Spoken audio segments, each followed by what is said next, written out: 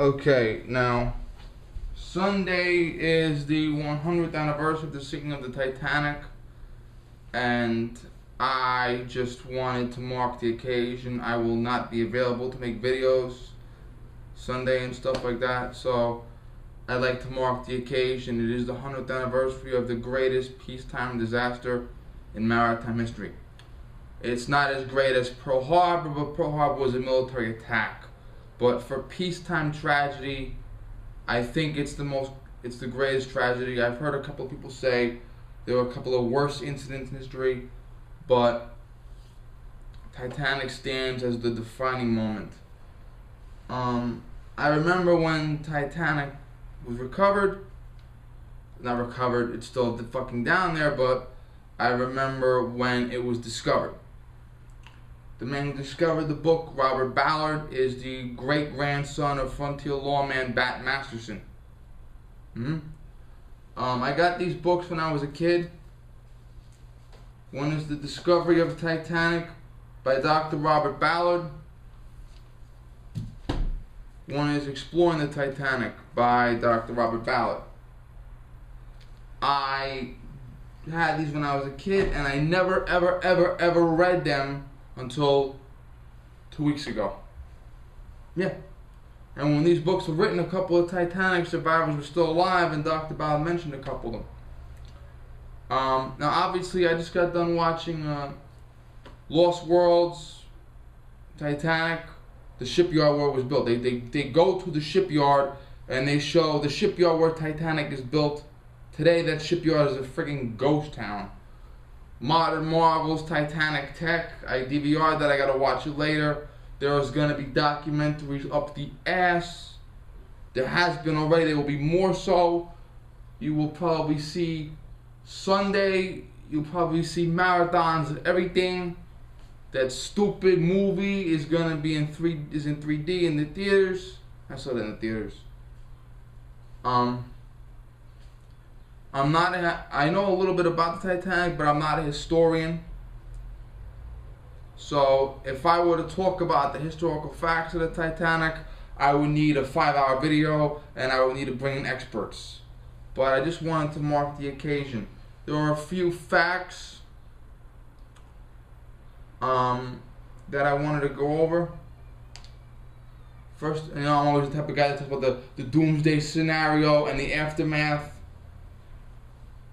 I've also been fascinated by the aftermath of the Titanic, what happened later, the investigation, stuff like that. One note, this is going to be funny.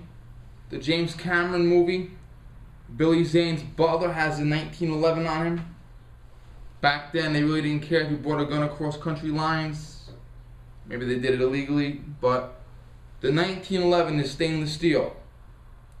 In 1912, I honestly cannot see a stainless steel 1911 on the market. You see stainless steel 1911s now. I have one, but it's a stainless steel 1911. And I'm like, is that a movie mistake, or did Billy Zane or his butler ask Colt to make a custom stainless steel? They're fictitious characters, but do you see a stainless steel 1911 in 1912? Probably just a big ass movie mistake.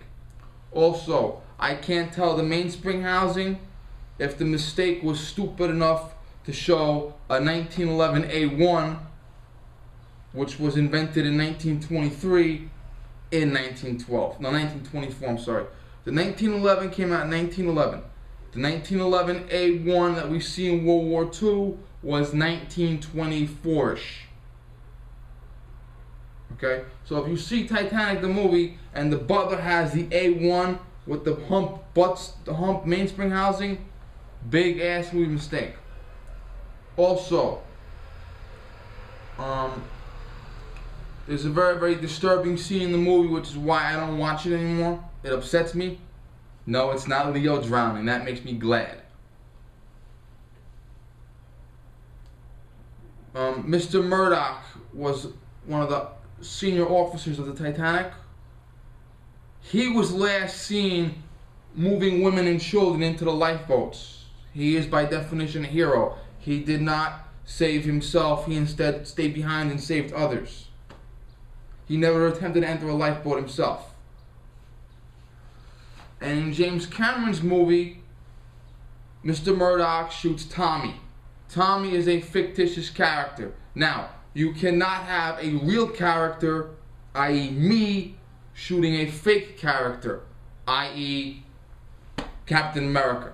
Okay, I cannot kill Captain America because he is not real. Captain America cannot kill me because I am real, he is not. Okay, so you have Mr. Murdoch killing a fictitious character, which is scientifically impossible. In addition to that, Mr. Murdoch shoots himself in the head. Now, Mr. Murdoch's family, I think he had like an 81-year-old nephew in 1997. His many descendants demanded James Cameron issue an apology, which he did. But Mr. Murdoch's nephew said the apology is the fictitious portrayal is remembered, the apology is not. Okay? That was very, very, very disrespectful of James Cameron. It would have been okay if he had a fictitious crew member shoot Tommy and shoot himself because they didn't exist, so who the fuck cares? But it was very disrespectful of James Cameron to do that in the movie. Very disrespectful. It portrayed Murdoch as a murderer and a coward, and it's... Please. And he should be ashamed of himself. But it is believed that White House staff did use handguns to physically keep back the passengers from rushing the boats. Also, Leo's character, this is very funny. Funny among the tragedy. Leo's character, Jack Dawson. There was a crew member. His name was Joe Dawson. He worked down in the boilers, throwing all the coal into the... Yes. Now, Joe Dawson did not make it out. A lot of men died. Maybe he just didn't get upstairs in time, or maybe he was a hero down shoveling coal to keep the boilers going as long as possible. We don't know, but he died.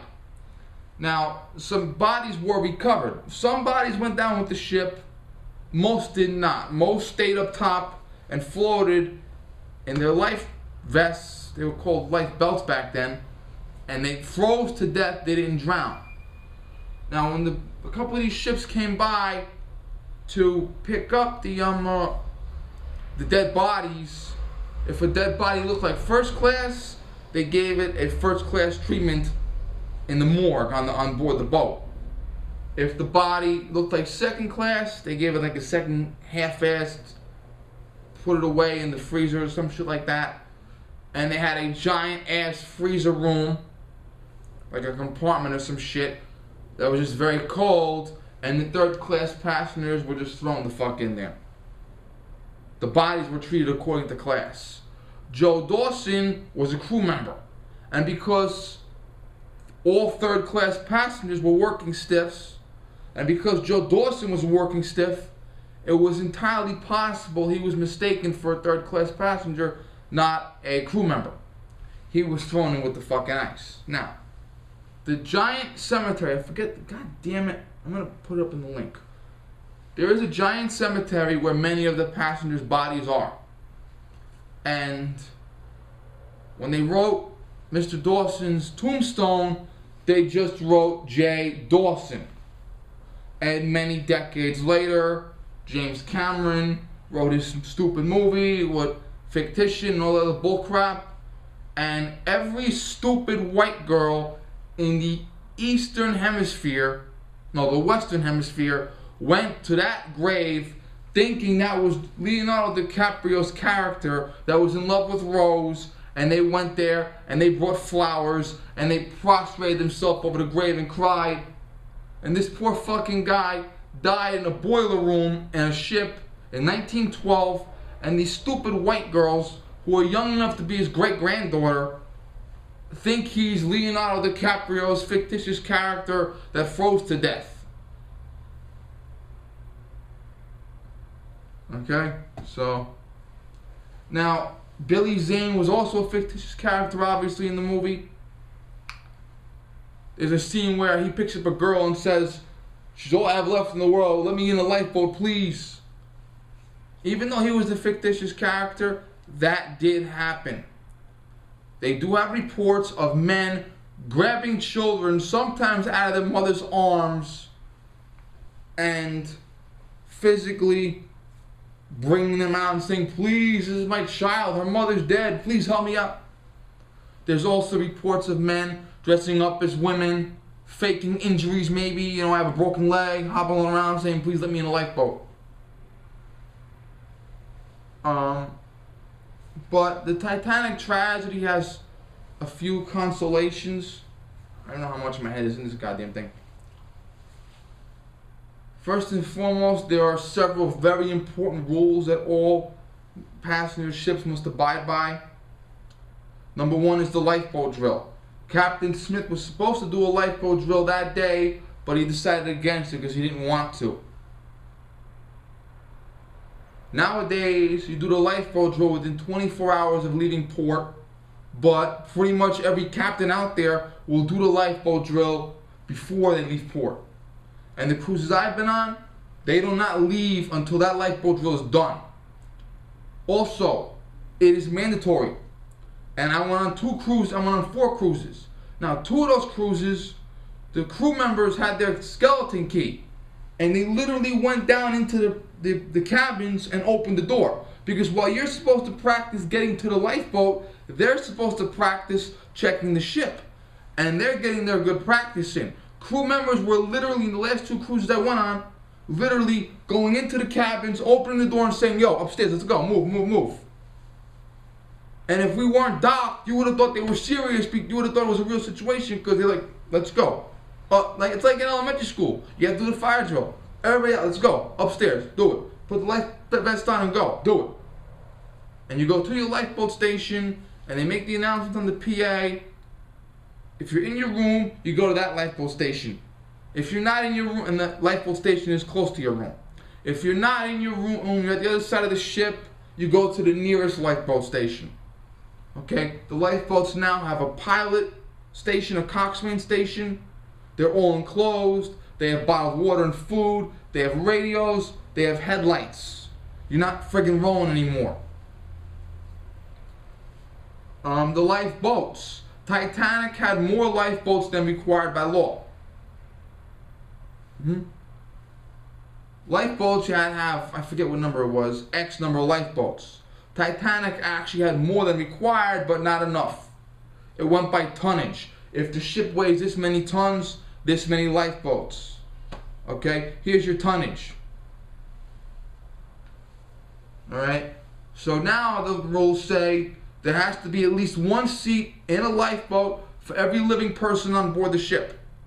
And most ships would be smart enough to bring along a couple of extra seats. Or maybe 1 or 2 extra lifeboats. God forbid there's an explosion and 2 lifeboats go. But also, the lifeboats are very, very durable now.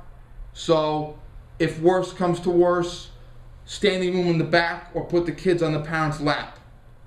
So, they'll figure it out. Believe me, they will. Also, the communication room. There was a ship nearby, I forget which one. Shit. The radio operator, the wireless telegraph operator, went to bed.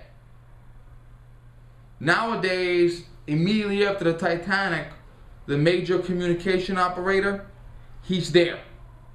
Okay? Now we have different communication. We have the internet, we have phones, we have satellites, we have so many sophisticated ways to communicate. And I imagine that if worse comes to worse, push comes to shove, I imagine there's at least 1 crew member that knows Morse code. Okay? Nowadays, if I go to the communication room on a ship, someone's there. No question, someone's there. You could have 6 guys do 8 hours, then 8 hours, then 8 hours. That way everybody does 8 hours, no big deal. The best way to do it is to have at least 2 guys in the room. That way, if one guy goes to the bathroom, there's at least 1 guy there. And tell the guys, listen, you're not going 2 at this time to the bathroom.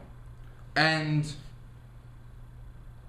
you're not going to take your lunch break together. Or if you are going to take your lunch break together, lunch is going to be brought up to you. But if you go on a ship now, that communication room, someone's there. So if I have to send out an urgent message or get an urgent message, someone's there. Okay, and so now we've learned from our mistakes, and if the Titanic didn't happen, we probably would have went many more years without doing that. Now, there is one fact that was written in this book, which I just read recently, and I heard about it years ago. There was a book written called The Titan. I'm going to see if I can find the exact book and author and put it in the screen if I can. The Titan was a fictitious book written in the 1890s where a ship sinks after hitting an iceberg, and because there aren't enough lifeboats, 1,500 people died. Less than a generation later, the real thing actually happened. Tell me that guy wasn't a psychic. Another aspect of the Titanic. A lot of the crew did not know what to do. Nowadays, if you're on a crew, you have to know how to do this shit in advance with the lifeboats. You can't just learn as you go. There were some crew members that were so stupid, they literally thought, this is a painting, not the actual ship. These are all paintings here. They literally thought you lower the lifeboat, then the passengers jump. I swear to fucking God, they literally thought you lower the lifeboat to the water and the passengers jump. Now, fortunately, smarter crew members were on hand to correct that problem before they actually put it into effect. Also, some boats left half full because passengers thought up until the last minute this ship is unsinkable. Also, it is believed some crew members thought that the boats might buckle under pressure.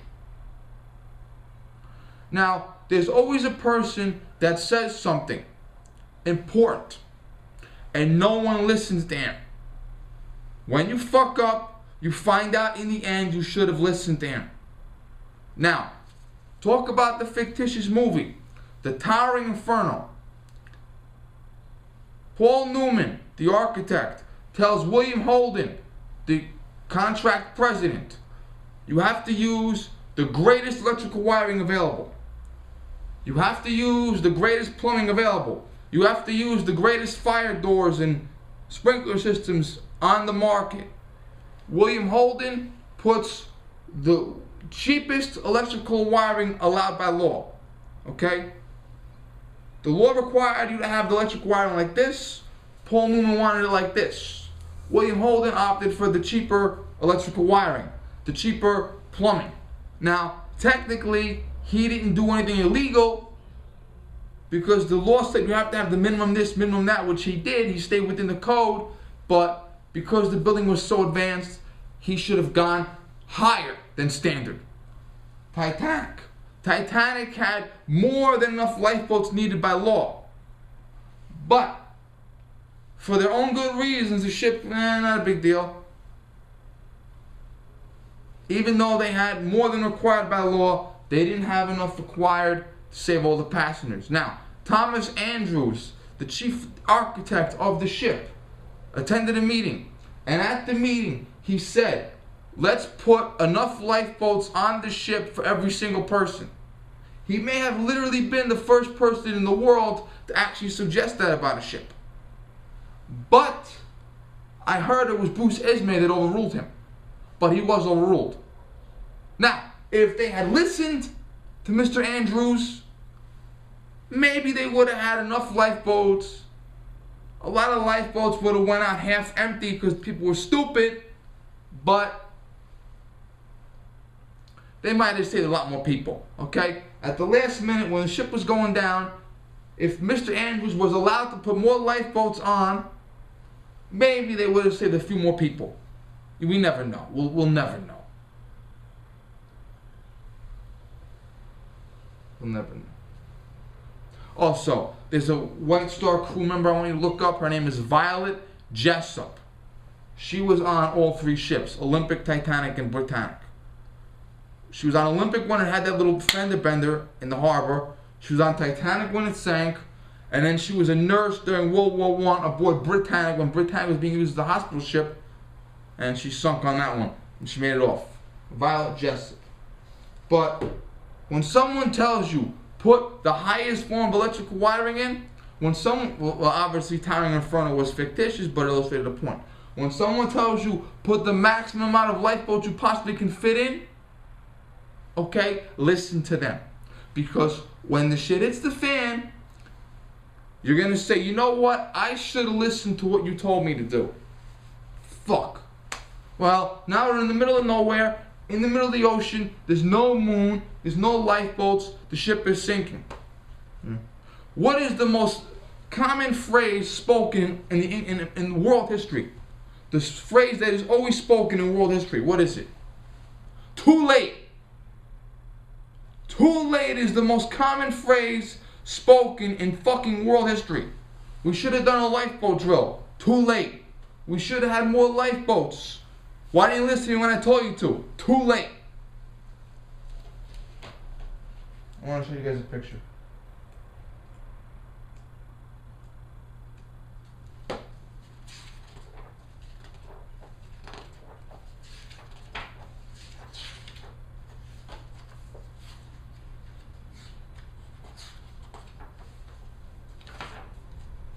How is this book?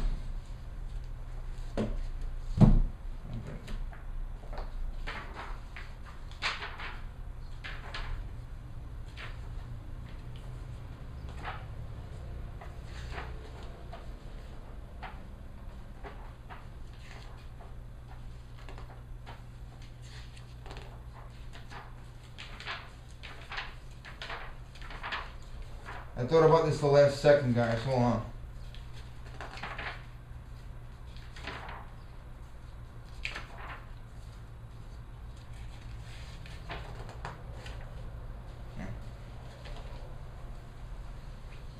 Alright, combine the camera now.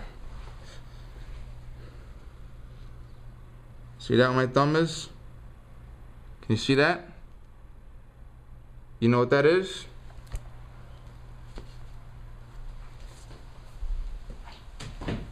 That picture was in that book for years and I didn't see it till recently. That was the iceberg. There was a ship in the area. A day or two later, they looked at that iceberg, it had red paint on it. That was the iceberg that sunk it. My fucking spine chilled when I first saw that picture. The actual fucking iceberg that killed over 1,500 people. And let's face it, they were all people. Stupid, some of them. Negligent, most of them. Crew especially negligent. But they're all people. They had family, they had friends. And there's one thing I want to leave you with. I had to model the ship when I was a kid. Because I was fascinated by it. Fascinated. One day the superintendent is up here with me. Because my parents hang home. I got out of school a half day. I didn't know the school had a half day because I don't think I brought the fucking letter home or something, but my school had a half day. My babysitter wasn't over yet. My parents weren't home yet. The superintendent got his key and let me in. And we're sitting in the kitchen. Our kitchen back then had a table. Looked at the model ship. You know what he said? My grandparents died on the Titanic. I didn't know if it was maternal or paternal. I didn't ask their names. I didn't know where his parent was when the grandparents sank. Did the parent survive? Was the parent elsewhere? But imagine that. Imagine being in first grade and the guy telling you, my grandparents died on that ship. So, they were real people. Their names to us, their pictures to us, they're nobody to us, but they were real people. And we should commemorate that. Thank you.